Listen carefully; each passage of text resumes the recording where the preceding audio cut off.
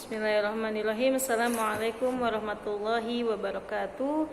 Alhamdulillahirabbil alamin wa bihi nasta'inu ala umuri dunya waddin. Wassalatu wassalamu ala asyrafil nabiyil karim wa ala alihi wa ashabihi ajma'in. Amma ba'du. Sabahal khair wa kaifa halukum? Asallahu ayyutikum dawama siha wal afiyah insyaallah. Alhamdulillah نلتقي مرة أخرى في هذا الفصل المبارك إن شاء الله في درسنا المبارك إن شاء الله فيما يتعلق بأحكام المرأة في الإسلام وخاصة في درس فقه النساء من فتاوى وأحكام المرأة في الإسلام للشيخ دكتور شوقي علام.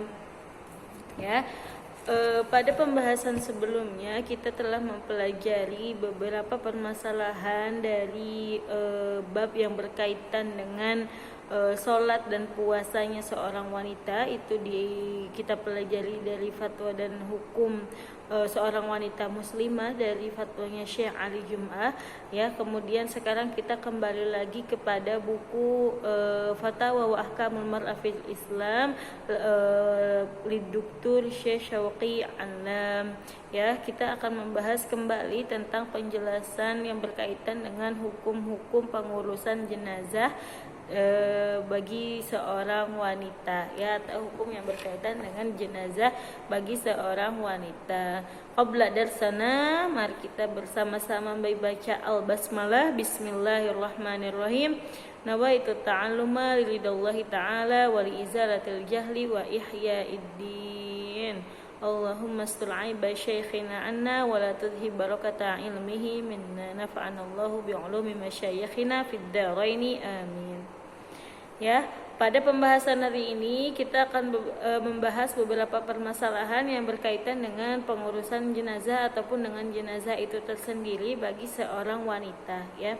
Jadi kaitannya dengan hukum-hukum yang berkaitan dengan wanita dalam urusan jenazah dan pengurusannya. Yang pertama adalah masul mar'ah li zaujihal mayyit wa taqbil. Jadi bagaimana, ada pertanyaan dan permasalahan adalah hukum seorang wanita atau seorang istri mencium atau menyentuh suaminya yang sudah meninggal, ya. Hal yajuzul mar'ah tamussa zaujahal mayyit atau taqabbilha liwada'i. Apakah boleh seorang wanita mencium suaminya yang sudah meninggal gitu kan, sebagai tanda salam perpisahan gitu, ya. Al-jawab, taqbilul mayyit jaizun thabitun fi haqqi man jaza lahu dzalika fi hali hayatul mutawaffa. Jadi mencium jenazah atau mencium mayit itu dibolehkan dan sudah ada dibolehkan dan ditetapkan atau dibolehkan bagi siapa saja yang mempunyai hak kebolehan ketika si jenazah atau si mayit ini masih hidup. Misalkan seorang suami istri, ya, suami boleh mencium istrinya semasa hidupnya, atau istri boleh mencium suaminya semasa hidupnya. Begitu pula anak dan orang tuanya anak boleh mencium orang tuanya boleh mencium anaknya semasa hidupnya. Maka ketika salah satu dari mereka meninggal dunia, maka orang yang masih hidup boleh mencium yang sudah meninggal tersebut sebelum dikuburkan.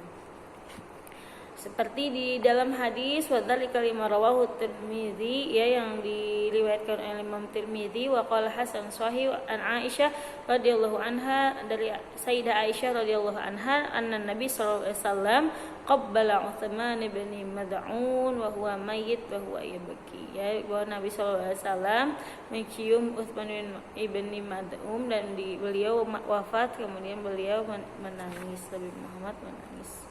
Ya, seperti juga di dalam apa yang diriwayatkan oleh Imam Bukhari ketika Sayyidina Abi Bakrin mencium Nabi Muhammad SAW untuk terakhir kalinya ketika Nabi Muhammad sudah wafat atau sebelum dikuburkan.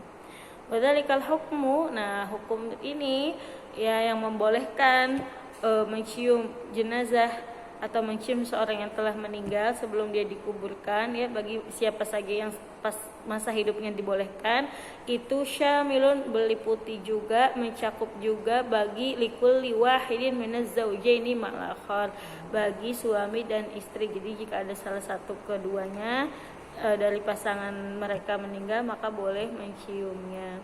Wa kana mutawaffa, kalau misalkan ketika suaminya meninggal ini tidak ada kata talak ataupun cerai yang tidak boleh, yang sudah menjadikannya tidak mahram lagi, ya. Madam ala wajhil hunu wa syafaqa wa riqqa. Jadi selama menciumnya itu karena ingin salam perpisahan atau karena ada rasa kasih sayang, ya, atau misalkan karena supaya tidak ada kesedihan lagi, boleh. Tapi kalau syahwah karena nafsu tidak boleh. Li'anna mayyit ghairu mustahab tabaan. Ya, seperti itu.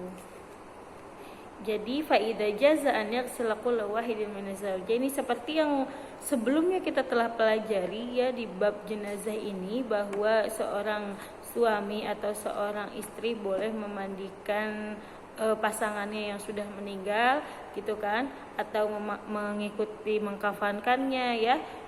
Dzalika bin Bashir wa Itlan kana dzalika mu'adzanan bi jawazi mutlaqil lamsi wa minhu takbirna. Maka apalagi yang namanya mencium, misalkan mencium pipi atau kaninya, maka dibolehkan, karena mengkafani dan memandikannya saja dibolehkan.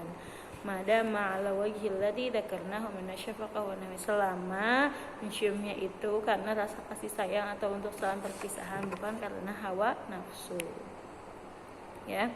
Qala Imam Nawawi fi Syarh al-Muhadzab, Imam Nawawi berkata di dalam kitab Syarh al-Muhadzab, ya juzu li ahli al-mayyit wa asdiqaihi taqbil wajha, thabat fihi al-ahadits wa sarha bihi dalimi fil istidraki wa sarkhasi fil amaliyah. Jadi dibolehkan kepada ahli keluarganya, kepada keluarga si mayit ini dan kerabat-kerabat dekatnya untuk mencium orang yang telah meninggal tersebut sebelum dikuburkan, karena ini ada di dalam hadisnya yang telah tadi kita sebutkan, ya. Wallahu a'lam bissawab.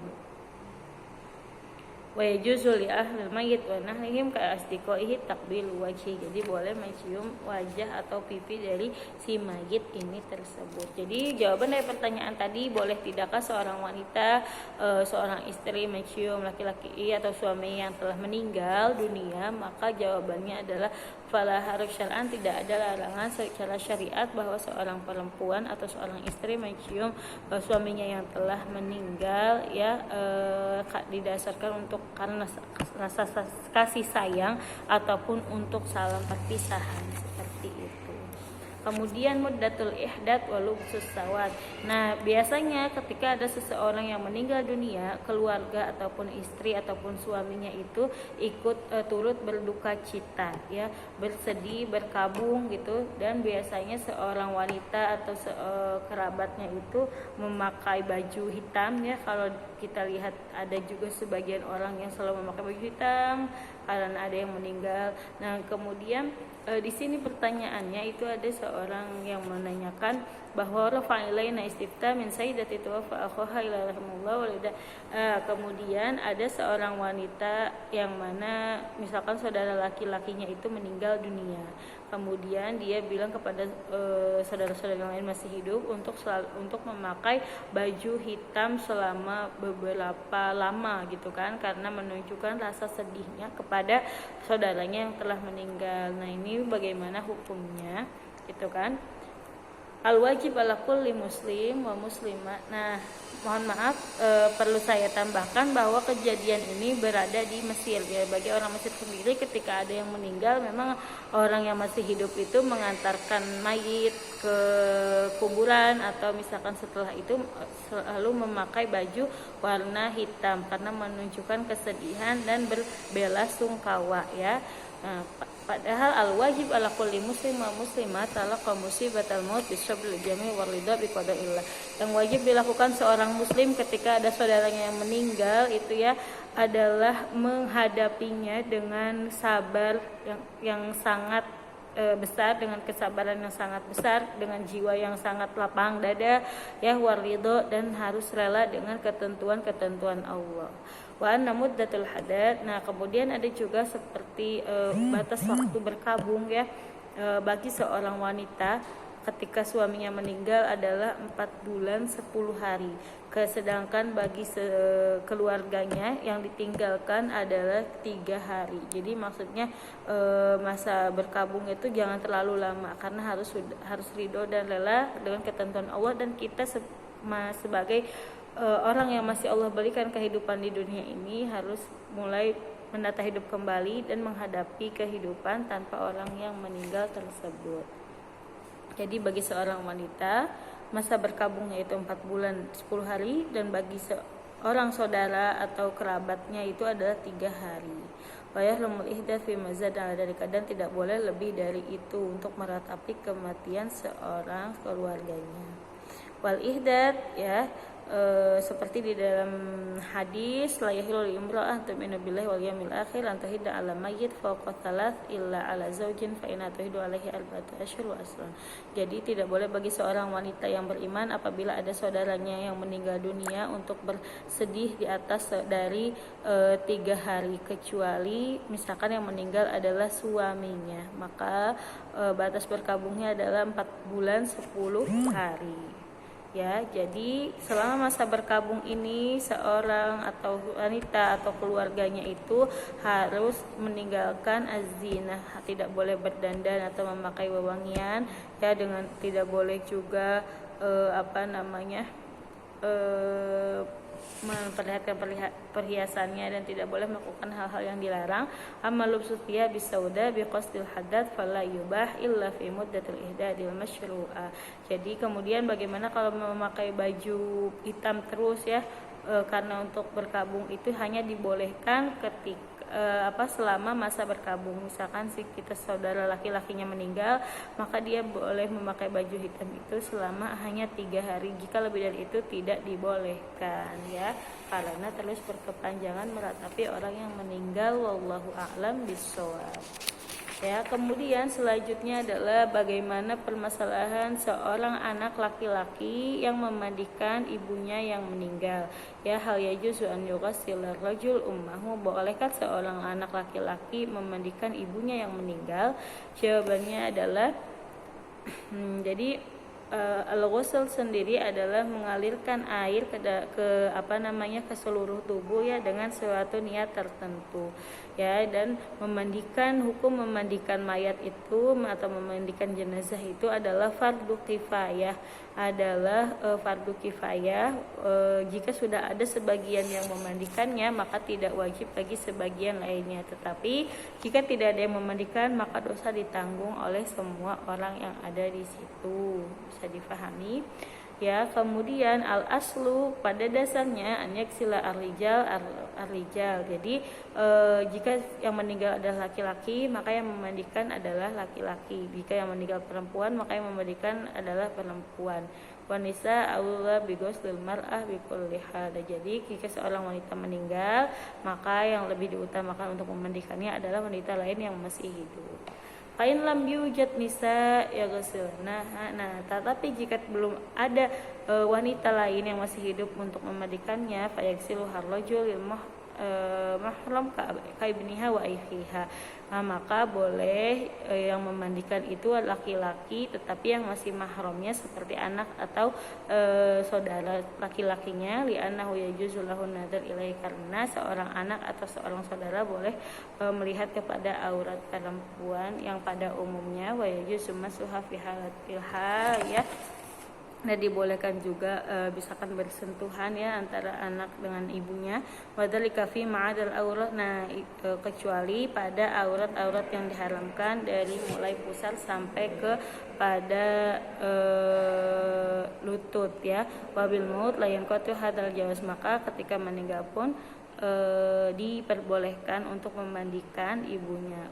wal afdol, tapi lebih utama lagi untuk tidak langsung menyentuh badan atau jasad ibu yang meninggal tersebut. Jadi harus ada penghalang antara kulit si ibu dengan kulit si anak itu. Contohnya dengan menggunakan kain. Jadi memandikan ibunya itu tidak langsung melihat jasadnya. Bal yada'u khirqah katifah, ya, atau misalkan menggunakan kain atau menggunakan sarung tangan untuk memandikannya supaya tidak menyentuh langsung kepada jasad atau kulit si ibu yang meninggal tersebut, ya. Nah, maka dari ini fal aslu an la yaghsil mar'ah illa mithliha. Jadi pada dasarnya seharusnya yang memandikan seorang perempuan itu adalah perempuan lainnya, lakin inda faqdin nisa, tetapi jika tidak ada perempuan yang memandikannya maka boleh dengan saudara laki-laki yang mahram. Nah, maka boleh seorang laki-laki atau seorang anak untuk memandikan ibunya, tapi dengan syarat alla yubashir biyadihi jasadaha illa bihail. Jadi memandikan ibunya itu tidak langsung kulit dengan kulit, tetapi anak itu harus memakai penghalang, misalkan dengan sarung tangan atau dengan kain untuk memandikan jasad ibunya. Wallahu a'lam bishawab.